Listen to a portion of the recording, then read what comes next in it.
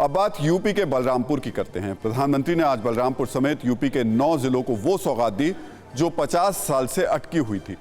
इस सौगात से इन जिलों के 25 लाख से ज्यादा किसानों को फायदा होगा। वैसे किसानों की एक और तस्वीर भी आपको दिखाते हैं। ये तस्वीर दिल्ली बॉर्डर से आई है। साल भर पुराना आंदोलन खत्म करने के बाद किसानों ने यहां जश्न मनाया। ये जश्न तस्वीरों में कैद है, लेकिन बलरामपुर समेत 9 जिलों के किसानों का जश्न शायद किसी ने नहीं देखा होगा और वो दिखाई भी नहीं दिया होगा, क्योंकि ये जश्न दिल से और दिल में ही मनाया गया। क्योंकि बलरामपुर को जो सौगात मिली है उससे लाखों किसानों का अब जीवन बदल जाएगा। भारत माता की, भारत माता की, वंदे वंदे वंदे, जय श्री राम, जय श्री राम। 43 साल बाद वो क्षण है जब पूर्वांचल के 9 जिलों को बड़ी सौगात मिली। जिस प्रोजेक्ट से लाखों किसानों के चेहरे पर खुशहाली आनी थी, जिस प्रोजेक्ट से लाखों हेक्टेयर जमीन को पानी मिलना था, उस प्रोजेक्ट के पूरा होने का इंतजार करते करते कई पीढ़ी चली गई। 1978 में पूर्वांचल के गांवों तक पानी पहुंचाने के लिए इस प्रोजेक्ट का उद्घाटन तब की पीएम इंदिरा गांधी ने किया था। तब प्रोजेक्ट की लागत 79 करोड़ रुपए थी। 1982 में प्रोजेक्ट में 9 जिलों को जोड़ा गया था। साल दर साल काम अटकने के कारण इस प्रोजेक्ट की लागत बढ़कर 9,802 करोड़ रुपए हो गई। 2017 तक प्रोजेक्ट का सिर्फ 52% काम पूरा हुआ था। 2017 के बाद योगी सरकार ने प्रोजेक्ट को पूरा करने के लिए युद्ध स्तर पर काम किया और अब वो सपना साकार हुआ जो 1978 में देखा गया था। दशकों से आप इसके पूरे होने का इंतजार कर रहे थे।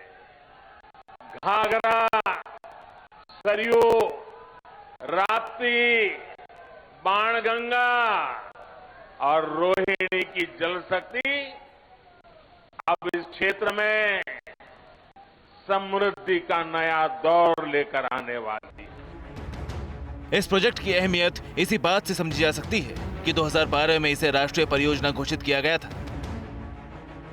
इस प्रोजेक्ट के तहत 6,590 किलोमीटर नहरों का जाल बिछाया गया है। प्रोजेक्ट से 9 जिलों के 25 लाख से ज्यादा किसानों को फायदा मिलेगा। इससे 14 लाख हेक्टेयर कृषि भूमि को सिंचाई के लिए पानी मिलेगा। सवाल यह है कि आखिर ऐसे जरूरी प्रोजेक्ट लेट क्यों होते हैं? क्या इसके पीछे वो मानसिकता नहीं जिसे सरकारी भाषा में लाल फीताशाही कहते हैं? I am very sorry that I am telling you frankly that I don't want to make any type of allegation against anybody, but the maximum projects are delayed. It is because of the system. In the government system, the not taking decision and making delays for the decision was the big problem.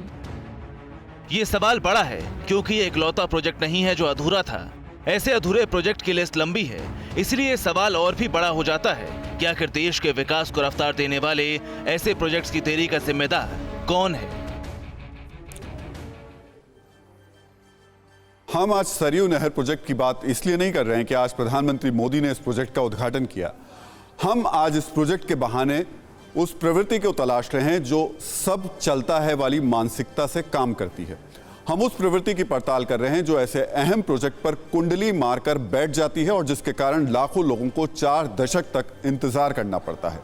पहले आपको बताते हैं कि ये project क्यों और कितना जरूरी है। इस प्रोजेक्ट से 14 लाख हेक्टेयर जमीन को सिंचाई का पानी मिलेगा, यानी अगर ये प्रोजेक्ट समय पर पूरा हुआ होता तो कृषि उत्पादन बढ़ता। इससे राष्ट्रीय स्तर पर देश को बड़ा फायदा होता। प्रोजेक्ट समय पर पूरा हुआ होता तो 9 जिलों के 6,200 गांवों के 25 लाख से ज्यादा किसानों को सालों पहले लाभ मिलता। सिंचाई का पानी मिलने से खेती की उपज बढ़ती और करोड़ों लोगों की जिंदगी खुशहाल होती। इतना ही नहीं, इस प्रोजेक्ट के पूरा होने से 9 जिलों को बाढ़ के संकट से भी मुक्ति मिलती। नदियों को आपस में जोड़ने से बाढ़ का संकट भी अब फिलहाल टल जाएगा। सोचिए, ऐसा प्रोजेक्ट सरकारी दफ्तरों की फाइलों में अटक जाता है और वो भी 1 साल नहीं, 2 साल नहीं, कई साल। इस जरूरी प्रोजेक्ट को पूरा होने से पूरे 43 साल लग जाते हैं। सवाल यह कि देश की तरक्की में रोड़े अटकाने वाले ऐसे सिस्टम को क्या ठीक करने और उसे बदलने का वक्त नहीं आ गया है? मूलतः प्रोजेक्ट पूरे देश की भलाई के लिए होता है और ये डिपार्टमेंट भी सारे देश के लिए ही काम करते हैं। तो इन सब डिपार्टमेंट्स को एक समय सीमा के अंतर्गत इस पर एक्शन लेना चाहिए, इस पर निर्णय देना चाहिए, इस पर जो भी कार्रवाई, कागजी कार्रवाई, फाइलों की कार्रवाई, ब्यूरोक्रेसी, रेड टेप, जो भी इसके लिए समस्या है, मुझे लगता है उसको एक समयबद्ध तरीके से उसका निपटारा होना चाहिए। और ऐसा नहीं है कि सरयू नहर प्रोजेक्ट ही ऐसा प्रोजेक्ट है जो कई सालों से लटका हुआ है। ऐसे कई परियोजनाएं हैं जो बेहद जरूरी हैं, जिन परियोजनाओं का पूरा किया जाना विकास के लिए, लोगों की खुशहाली के लिए बहुत जरूरी है, लेकिन ये रास्ते में अटक गई हैं। अब हम आपको इनके बारे में कुछ जानकारी भी देते हैं। आंध्र प्रदेश में गोदावरी नदी पर बन रहे पोलावरम सिंचाई प्रोजेक्ट भी ऐसा ही एक प्रोजेक्ट है। ये प्रोजेक्ट 2004 में शुरू हुआ था, इसे 2017-18 तक पूरा होना था, लेकिन जमीन अधिग्रहण और दूसरी परेशानियों के कारण प्रोजेक्ट अटक गया और आज इसकी लागत बढ़कर 20,000 करोड़ हो चुकी है। इस प्रोजेक्ट के पूरा होने से 72 लाख एकड़ जमीन को सिंचाई का पानी मिलेगा। छत्तीसगढ़ में इंद्रावती नदी पर बोधघाट डैम प्रोजेक्ट की कहानी इससे भी दिलचस्प है। सूबे के पिछड़े इलाके बस्तर तक पानी पहुंचाने की इस प्रोजेक्ट की शुरुआती चर्चा 1979 में हुई थी। प्रोजेक्ट से 379 गांवों को फायदा होना था, लेकिन तमाम अड़चनों के कारण यह प्रोजेक्ट रुका हुआ है। अब बात देश की सबसे महत्वाकांक्षी परियोजना यानी दिल्ली मुंबई इंडस्ट्रियल कॉरिडोर की करते हैं।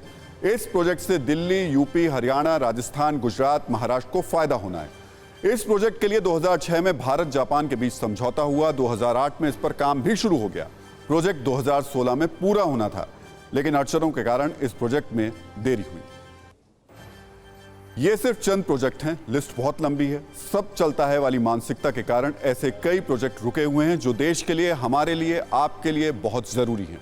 सोचिए, अगर ये प्रोजेक्ट तय समय पर पूरे हुए होते तो देश को लाखों करोड़ की बचत होती। इस रकम से कई दूसरे प्रोजेक्ट्स को पूरा किया जा सकता था। इन पैसों से उन इलाकों में विकास का काम किया जा सकता था जो पिछड़े हुए हैं, लेकिन अब यह पैसा पुराने प्रोजेक्ट्स को पूरा करने में खर्च होगा। कोरोना धर्म नहीं देखता, जात नहीं देखता, अमीर गरीब ऊंच नीच नहीं देखता। कोरोना सिर्फ मौका देखता है, लेकिन आप उसे मौका मत दीजिए। बस इतना कीजिए, जब कभी दफ्तर से, बाजार से घर लौटिए तो इतना ख्याल जरूर रखिए कहीं आपके साथ कोरोना आपके घर तो नहीं जा रहा। भूलिए मत, कोरोना अभी जिंदा है।